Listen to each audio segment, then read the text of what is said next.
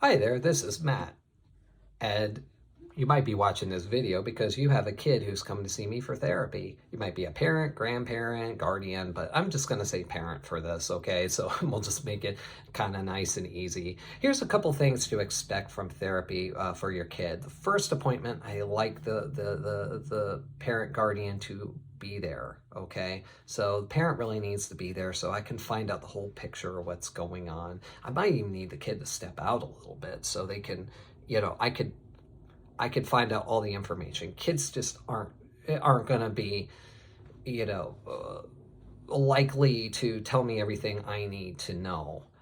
So having you there is absolutely crucial. The second appointment is where I really build the time with your kid. That's where we really get to know one another. The information is out of the way. I know why I'm there, why you guys are in therapy, and then from there, me and your kid can really take off and have some fun.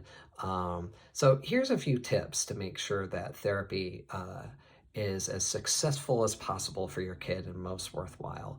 Make sure, tip number one, that they are in a secure confidential environment with as little distraction as possible. So that means making sure that they're not in the middle of playing a video game, making sure their friends aren't over, or if friends are over, that that there's something else the friend is doing.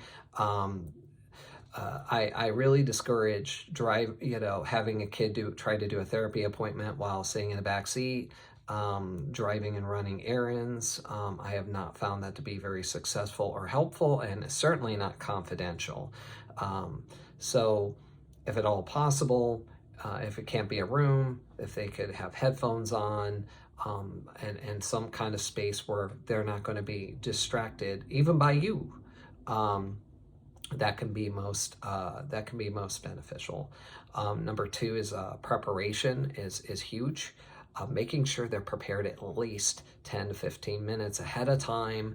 That means make sure that they turn off their video games 10 to 15 minutes ahead of time. Make sure that they get a snack. Make sure that they're prepared maybe at the beginning of each the day of the appointment.